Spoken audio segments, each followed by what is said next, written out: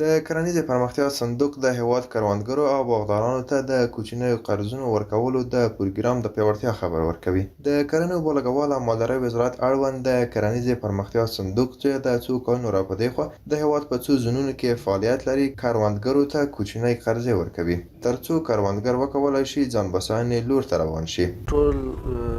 د دې کار چې دی هغه د بزګر او دهقان حمایت دی او د هغه متشبثینو او سرمایه ګزارانو حمایت دی چې هغه د کرنې او مالدارۍ په برخه کې سرمایه ګزاري کوي او بزګرانو او مالدارانو ته خدمات وړاندې کوي. په همدې موخه باندې دوی تل کوشش کوي چې په دې کې نوې برنامې پلي کړي چې مخکې د وکالې او مرابحې اسلامي تمویلونو له لارې د خلکو سره په دې برخه کې کومک کوي او هغوی ته پیسې ورکولې چې په تېر کال کې 1.3 میلیارده افغانۍ ورکړې وې او سږ کال ته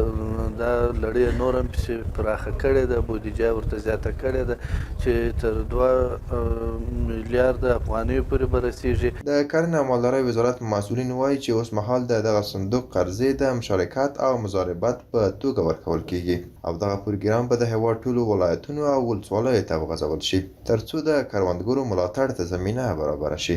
مضاربت د شرایط له نظره یو روا او جایز تړون ده چیرته چې یو کس سرمایه ولري او بل کس په دې سرمایه کار وکړي او بیا د ګټې په لاسته راوړلو کې دواړه شریک وي، خو که تاوان وشي هغه رب المال یا د پانګوال پر مال تاثیر لري. البته که تاوان معقول او د مضاربت د غفلت او ناپوهۍ له وجې نه وي رامنځته شوی.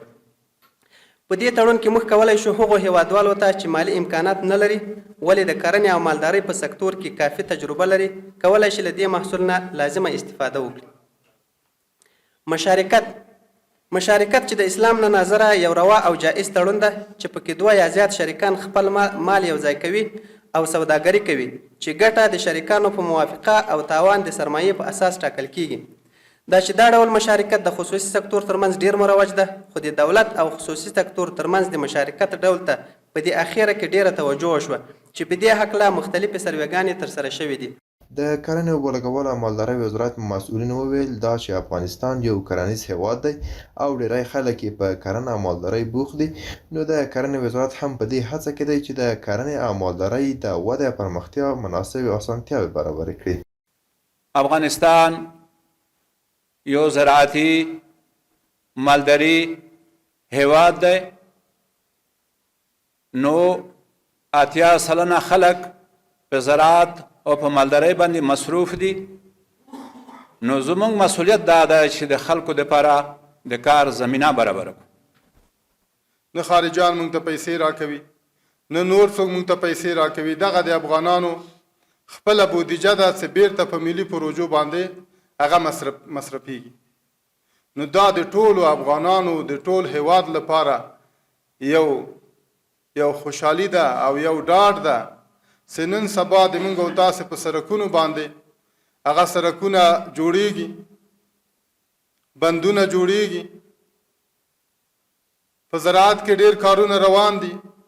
د یادونې وړ ده چې د کرنې د پرمختیا صندوق د تیرو کلونو په پرتله خپله بودیجه هم زیاته کړې او د پوښښ ساحه یې هم پراخه کړې ده. د دغه پروګرام مسؤلین وایي چې د هېواد د لرې پرتو سیمو کروندګرو او بڼوالو ته به مالي اسانتیاوې برابرې کړي ترڅو د هېواد د کرنې سکتور وده وکړي او د کروندګرو اقتصادي پرمختګ ته زمینه برابره شي.